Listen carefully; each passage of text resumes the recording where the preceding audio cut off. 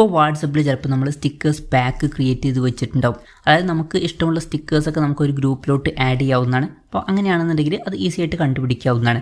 ഇപ്പം നമ്മൾ ക്രിയേറ്റ് ചെയ്ത് വെച്ചിട്ടുള്ള ഈ സ്റ്റിക്കേഴ്സ് പാക്ക് മറ്റുള്ളവർക്ക് സെൻഡ് ചെയ്ത് കൊടുക്കണമെന്നുണ്ടെങ്കിൽ സെൻഡ് ചെയ്ത് കൊടുക്കാവുന്നതാണ്.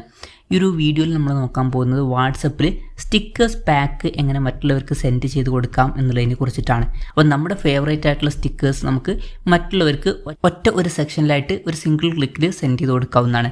എന്തായാലും അതിന് വേണ്ടിയിട്ട് വാട്സപ്പ് ആപ്ലിക്കേഷൻ ഓപ്പൺ ചെയ്യുക. ഓപ്പൺ ചെയ്തതിന് ശേഷം ഏത് കോൺടാക്റ്റിലോട്ടാണോ ഈ സ്റ്റിക്കേഴ്സ് നിങ്ങൾക്ക് സെൻഡ് ചെയ്യേണ്ടത് ആ ഒരു കോൺടാക്റ്റ് സെലക്ട് ചെയ്യുക. സെലക്ട് ചെയ്ത് കഴിഞ്ഞാൽ ഇവിടെ സ്റ്റിക്കേഴ്സ് ഓപ്ഷൻ കാണാൻ പറ്റും. അതിൽ ക്ലിക്ക് ചെയ്യുക. ക്ലിക്ക് ചെയ്താൽ ഇവിടെ ലാസ്റ്റായിട്ട് സ്റ്റിക്കേഴ്സ് കാണാൻ പറ്റും. ഇതിൽ ക്ലിക്ക് ചെയ്യുക. ക്ലിക്ക് ചെയ്തിട്ട് താഴത്തോട്ട് സ്ക്രോൾ ചെയ്യുമ്പോൾ നിങ്ങൾ ഓൾറെഡി ക്രിയേറ്റ് ചെയ്തിട്ടുള്ള സ്റ്റിക്കേഴ്സ് പാക്ക് ഇവിടെ കാണാൻ പറ്റും. ഇത് സെൻഡ് ചെയ്യാനാണെന്നുണ്ടെങ്കിൽ ഇതിൻ്റെ സൈഡിലായിട്ട് നമുക്ക് 3 ഡോട്ട്സ് കാണാൻ പറ്റും. അതിൽ ക്ലിക്ക് ചെയ്യുക. ക്ലിക്ക് ചെയ്യുകയാണെന്നുണ്ടെങ്കിൽ സെൻഡ് ഓപ്ഷൻ കാണാൻ പറ്റും. അതിൽ ക്ലിക്ക് ചെയ്യുക. ക്ലിക്ക് ചെയ്യുകയാണെന്നുണ്ടെങ്കിൽ അത് സ്റ്റിക്കർ പാക്കായിട്ട് തന്നെ അവർക്ക് സെൻഡ് ആവുന്നതായിരിക്കും. ഇപ്പം നിങ്ങൾക്ക് നോക്കിയാൽ കാണാൻ പറ്റും ഈ ഒരു സ്റ്റിക്കർ പാക്കിൽ 2 സ്റ്റിക്കേഴ്സ് ഉണ്ട്. ഒരൊറ്റ സ്റ്റിക്കർ ആയിട്ടല്ല അത് സെൻഡ് ആയത്, സ്റ്റിക്കർ പാക്കായിട്ടാണ് സെൻഡ് ആയത്. ചിലപ്പം ഇത് കുറേ സ്റ്റിക്കേഴ്സ് ഉണ്ടായേക്കാം.